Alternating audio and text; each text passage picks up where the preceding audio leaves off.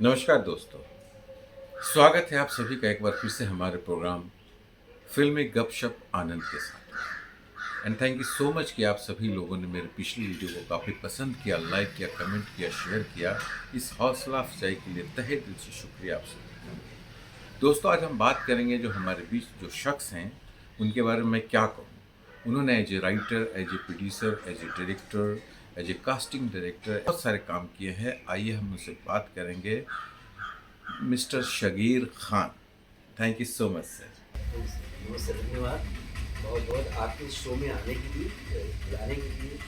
और हाँ, बाहर का जिस तरह माहौल मेरे लिए नया था वो देखने के लिए बड़ा खूबसूरत माहौल है बाहर का, और इन तक आने के लिए तो मैं सच में बहुत बहुत आपका आभार है। Thank you so much sir, thank you so much. तो शगीर भाई, ये बताइए कि इतने सालों का जो सफ़र मुंबई में रहा, फिल्म इंडस्ट्री में रहा, और कहाँ की पैदाइश है और कैसे सफ़र यहाँ तक का आना हुआ, इस ज़रा हमें बताएं। बस इतना ही एक लाइन है, जिंदगी एक सफर है सुहाना। क्या बात लेकिन है। मेरा सफर सुहाना नहीं है, वो गाना सुहाना है। तो सफर बस इतना ही है कि we are born and brought up in Mumbai. Yes. बुढ़ावा का फ्रेट, I am third generation in Mumbai. Okay. और मेरी पहली जनरेशन जो है, मेरे वालिद जो हैं वो प्रतापगढ़ से थे, मेरी अम्मा जो थी वो इलाहाबाद से थी जी। और हम सारे भाई बहन यहीं born and brought up. Education, pro education, post education, further education, graduate, post graduate, सब बम्बई। सब यानी हमारा गढ़ बम्बई है, गढ़ जो होगा गढ़ जो बम्बई है। और हम 4-5 भाषाएं जानते हैं। जी। जो कॉस्मोपॉलिटन लड़का जो बॉम्बे का होता है उसको, वो उसके लिए फायदामंद हो जाता है। जैसे हम गुजराती थिएटर कर लेते हैं जी। हम मराठी भी कर लेते हैं, हम हिंदी भी कर लेते हैं, हम उर्दू भी कर लेते हैं, हम इंग्लिश थिएटर भी कर लेते हैं, हम संस्कृत थिएटर भी किया है। मैंने ऑप्शन में संस्कृत लिया हुआ है। क्या मैंने उर्दू छोड़ दिया था 2 साल के लिए। अच्छा। और मैंने वो खत्म कर दिया था कि नहीं। और फिर मैं किसान भी, मैं फार्मर भी। अब आप बोलोगे बम्बई में आप फार्मर क्या है, मैं क्या खेती बाड़ी करते ये हैं? कैसे हो नहीं, सकता है? ये भी एक सिलसिला है कि मैं जब हम जब हुए करीब समझ लीजिए एक 8-9 साल के, जी। तो मेरे डैडी ने ये डिसाइड किया कि भाई आपको ना अब जाके रहना है इलाहाबाद। अच्छा। और इलाहाबाद में फ़ोन करके बता दिया कि इससे जितनी खेती करवा सकते हो 8 साल इसको पूरा किसानी करवा लो। तो किसानी करता था और बाकायदा पढ़ाई करता था। दोनों एक साथ चल रहा था, क्योंकि पढ़ना ज़रूरी था मेरे लिए। एजुकेशन पे हमारी फैमिली में था कि एजुकेटेड होना ज़रूरी है, उसके बाद आप कुछ भी करिए, वो ग्रेजुएट हो जाइए, फिर आगे का आप सोचिए। लेकिन ऐसे नहीं कि आप पढ़े लिखे नहीं और कहीं भी अब जा रहे हैं, ऐसा परिवार नहीं होना चाहिए हमारा। एक वे होना चाहिए। एक वे होना चाहिए। तो बहुत ही ध्यान से उस चीज़ को बहुत डिज़ाइन करके रखा हुआ था पापा ने, और हम उसको फॉलो भी करते थे। तो हम जब किसान बने तो मैं बड़े फ़क्र से बोलता हूँ कि हर बच्चे को, वो चाहे फिल्म में है, नहीं है, वो कहीं भी है, उसको किसान के लिए बोलते हैं ना कि 7-8 साल उसको गाँव में ज़रूर ले जाना चाहिए। ले जाना चाहिए। इसलिए कि जब घर में मेरे कोई अनाज का एक दाना भी ज़मीन पे गिर जाता है सर, आप मानेंगे नहीं, मैं उसको उठा के उसकी वैल्यू उसको खाता हूँ। और मैं मन में सोचता हूँ कि इस एक दाने के लिए किसान अपना पसीना बहाता है, कितनी जद्दोजहद करता है। वो अपने धरती का सीना चीर के उसके अंदर वो अपना अनाज लगाता है, फिर अनाज को जो है वो उसकी सिंचाई करता है, फिर उसको वो कटाई करता है, फिर उसकी बुआई के पहले फिर उसकी सिंचाई, फिर कटाई, और फिर उसकी मड़ाई करता है। और मड़ाई करने के बाद में अपने लिए थोड़ा सा बचाता है, बाकी वो सब बेचारा बेच देता है, क्योंकि उसकी इतने हालात खराब हैं, इतने खस्ता हालत है, जो वो बेच के ही वो पूरा कर सकता है। बिल्कुल बिल्कुल बिल्कुल। तो वो एक बड़ा टफ है, वो बहुत टफ पीरियड था। और मैं बहुत अच्छी तरह से उस चीज़ को कनेक्ट करता हूँ। इसलिए जब भी मैं कोई गाँव से रिलेटेड कोई चीज़ जब होती है तो मैं बहुत जल्दी कनेक्ट हो जाता हूँ। Very nice, very nice. शायद वो कनेक्शन का जरिया बन गया मुझे, और एक प्लेटफॉर्म मिल गया कि मैं गाँव और किसान भी जानता हूँ। तो ये बताइए कि इतने साल आपने तो यहीं पे रहे, यहीं पे पढ़ाई हुई आपकी, पले बढ़े हैं मुंबई से, तो ये आप बताएं कि ये जो फिल्म इंडस्ट्री में जो आना हुआ, वो कैसे आना हुआ? हाँ, ये एक बड़ा था कि मेरे घर में आना जाना कुछ लोगों का था। पापा बहुत ज़्यादा इंक्लाइन टुवर्ड्स द सिनेमा थे। ओके। हमारे घर में समझ लीजिए हमारी ईद हर फ्राइडे को होती थी जी। और वो होती थी नोवेल्टी में, मिनरवा में, रॉक्सी में, मेट्रो में, वो एरिया से। जी। तो पापा रात के 9 बजे का हर पिक्चर का हर शो फैमिली के साथ देखते थे। फैमिली के साथ। और पूरा बर्न ठंड के, हम 4 बजे से हम लोग स्कूल से आके रेडी होना चालू होते थे। कितने साल के थे हम लोग सब 5 साल के थे। 4 साल की मेमोरीज है मेरी सारी। ये 4 साल की? हम लोग 3 साल 4 साल में मतलब रेगुलरली हमको ले जाते थे खींच के। तो हम लोग बैठते थे, आइसक्रीम खिलाते थे, वो कहीं होटल में ले जाते थे, खाना खिलाते थे, फ़िल्म देखते थे, फिर घर आते थे, फिर रात को 1-2 बजे सो के फिर कभी-कभी हम लोग ऐसे पूछताछ चर्चा भी कर लेते थे कि कैसा लगता है तुमको? ठीक लगता है? अम्मा हमारी बड़ा चर्चा चल मेरी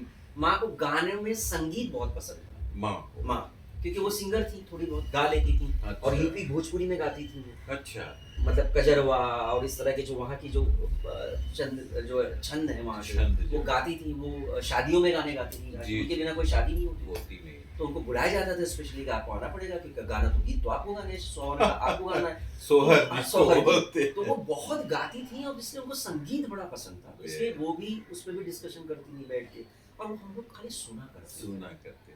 तो वो तो आपकी तो मतलब आप तो भोजपुरी भी जानते होंगे? बहुत अच्छी तरह हैं? से, बिल्कुल, बिल्कुल। हमारे भोजपुरी जितना लोग हैं भाई सबका नमस्कार। और हम जो है हमारे भोजपुरिया बहुत बड़ा इलाका है और वो इलाका तो कोई ले ही नहीं सकता। हमारा बिहार और हमारा जो भोजपुरी बेल्ट है ना, जी। दुनिया की कोई ताकत उसको हिला नहीं सकती, नहीं बहुत हिला जबरदस्त है वो। और हमारा बेल्ट भी बड़ा वही है, तो सिनेमा का बेल्ट। ये बताइए कि रहुआ अभी हो गाँव जानी का कभी-कभी, कभी-कभी। कभी-कभी हम जाते हैं, लेकिन अब वो बहुत कम हो गया। बहुत कोई पापा जब थे हाँ, तब जी, तो रेगुलर बिल्कुल, था। बिल्कुल, बिल्कुल। हर साल हम 2 साल, 1.5 साल में चले जाते थे। अब तो 5 साल हो जाता है, 8 साल हो जाता है तो भी नहीं जा पाते। Correct, correct. तो ये जो सिलसिला जो शुरू हुआ, तो देखिए जनरली क्या होता है कि अ, ये जो माया नगरी जिसकी बात कर रहे हैं, जिसके यहाँ पे लोग अपनी किस्मत आजमाने के लिए आते हैं और बहुत सारे इंसिडेंट उनके साथ स्ट्रगल के दौरान में बहुत सारी चीजें होती हैं। बहुत सारी कहानियां हैं कि रोड पे सोया तो बीच पे सोया तो हाँ। खाया नहीं, प्लेटफॉर्म पे सोया, वहाँ पुलिस मार के अंदर लेके गई। वो तो इस टाइप का तो आपके साथ कभी कुछ हुआ नहीं होगा? नहीं, मेरे साथ इसलिए नहीं हुआ कि मैं बहुत ही भाग्यशाली रहा कि घर तो मेरे पास शुरू से ही था। तो मुझे कोई प्रॉब्लम नहीं थी। राशन घर पे आ ही जाता था, आ उसकी ही भी कोई जाता। प्रॉब्लम नहीं थी। डैडी ट्रांसपोर्टेशन में थे, पेट्रोल पंप था, 7 ट्रक थी, 4-5 टैक्सियाँ थी। पापा डॉक्स में काम करते थे तो वो भी अच्छे प्रॉब्लम फैमिली से थे अच्छे तो फिर फैमिली से, इतनी मतलब मेरे जरूरत ही पापा ने नहीं पड़ी। हमेशा डॉज गाड़ी में ही सफ़र किया है। क्या बात। वो बस और ट्रेन में कभी चले ही नहीं हैं। हम्म। ये हम लोग हैं जो हम लोग चल रहे हैं पर वो कभी नहीं चलते थे और उनको समझ में ज़्यादा आता नहीं था। तो वो ज़्यादातर अपनी कार लेके वो कहीं भी चले जाते तो थे। कैसे इंटरेस्ट हुआ इस इंडस्ट्री में आने के लिए, कैसे कहानी। शुरुआत की? कहानी, मैं क्या था, मैं 4 साल, देखिए उस ज़माने में एंटरटेनमेंट आज़ादी मिली थी। आज़ादी के बाद ही 47 के बाद में 50, 60, 70s का जो पीरियड है, वो सिनेमा का एक बहुत बड़ा पीरियड है। जी। कहानियों का बहुत बड़ा पीरियड है, कहानियाँ। अलग-अलग जॉनर की कहानियों का पीरियड है। तो कहानियाँ बहुत अट्रैक्ट करती थी हमें, और बच्चों के मनोरंजन के लिए कुछ नहीं होता। मुझे छोड़कर मेरी फैमिली तो फ्राइडे को पिक्चर देख ही लेती जी, थी। जी। तो क्या होता था, हम लोग जब टेरेस पे बच्चे बैठते थे 4 साल के, तो 15-20 बच्चे इसलिए बैठते थे कि वो जो तुमने फ़िल्म देखी उसको पूरा कहानी सुनाओ ना। तो मैं पूरी कहानी बैकग्राउंड म्यूजिक के साथ सुनाता था।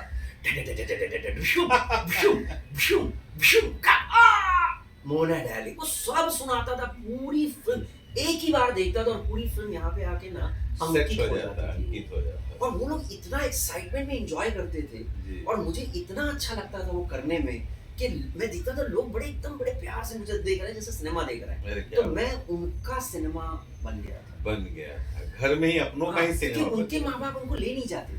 जी, जी, जी, जी। तो वो बेचारे, ना तो टीवी था ना कोई मीडियम था, तो वो कहाँ सुने। पोस्टर तो दिख रहा, स्कूल जा रहे हैं, कॉलेज सब दिखता है उनको, लेकिन वो अंदर नहीं जा पाते थे। तो उनका मैं माध्यम था, मतलब मैं उनके लिए टीवी था।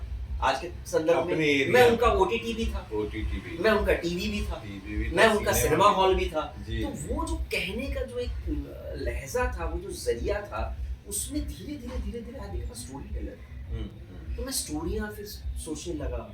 जब 7-8 साल का हुआ तो कहानियाँ बुनने लगा, कहने लगा, लिखने लगा। स्कूल में टॉपर रहा, स्कूल की मैगजीन्स में रेगुलर कॉलम लिखता रहा, कॉलेज के मैगजीन में लिखता तो रहा। कोई ऐसी शागिर भाई, ये कोई ऐसी कहानी बताइए, ऐसी कुछ इंसिडेंट बताइए जो मतलब आपने यहाँ रहने के बावजूद भी अगर किसी प्रोडक्शन हाउस में गए, किसी प्रोड्यूसर से मिले, किसी ने बहुत सारी कहानियां हैं, आप किसी ने उसको धक्के मार दिया, किसी ने इतना किया, वो सब सारी चीजें जो होती हैं, जो ये सब, वो तो आपके साथ अच्छा हुआ नहीं होगा ना आपके साथ? नहीं हुआ है ऐसा नहीं। ये भी हुआ है आपके हाँ, साथ? बिल्कुल। बॉम्बे के होने के बाद भी बिल्कुल हुआ? बॉम्बे के लोग भी भाई धोखा खा जाते हैं, होता है। अच्छा। ये मैं उसको धोखा बोलता हूँ। धोखा। धोखा बोलता जी। हूँ, मैं बहुत बड़ा धोखा बोलता हूँ इस चीज़ को। और ये धोखा हम खा चुके हैं, हम खा चुके हैं, हम खाते हैं। जी। खा चुके क्या, हम तो खाते ही रहते हैं। हमने हमारे कई दोस्तों ने हमें बुलाया कि आप क्या लिख रहा है, मैंने बताया ये लिख रहा हूँ।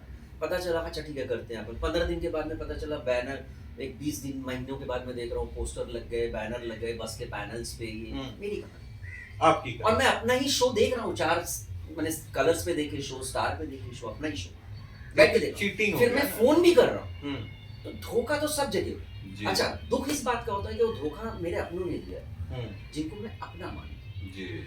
लेकिन वो मुझे अपना नहीं मानते होंगे शायद, क्योंकि धोखा शायद अगर वो कर रहा है तो तो उसके अपना दिमाग नहीं। में यही है कि माँ भाड़ में गया, हम्म, मिल गया ना मटेरियल, अब इसको तोड़ मोड़ करके किसी को दे दो, अपना काम बन गया, बन गया। उन्होंने सुना दिया, वो क्यों। तो नॉर्मली होता है। अब धोखे भी बड़े बड़े धोखे हैं, जैसे मैं एक ऑफिस का धोखा बताता हूँ, जी अभी जो रिसेंटली हुआ जी है। जी। मैं किसी बहुत बड़ी प्रोडक्शन कंपनी के बहुत बड़े एक्टर, मैं नाम नहीं लेना चाहूंगा नहीं नहीं क्योंकि नाम लेने से कुछ नहीं नहीं ठीक हासिल है, नहीं। उस चीज को लेकिन पता ही बात को समझना सबको जरूरी है कि क्या क्या होता है दुनिया में। क्या क्या होता है। तो मेरे साथ में जिंदगी में पहली बार इस पूरी जर्नी में, 40 इयर्स की जर्नी में, 50 इयर्स की जर्नी में, मैं एक ऑफिस के बाहर 48 आवर्स खड़ा था, 2 दिन, हम्म, 2 दिन, तो तीन 2 दिन खड़ा रहा।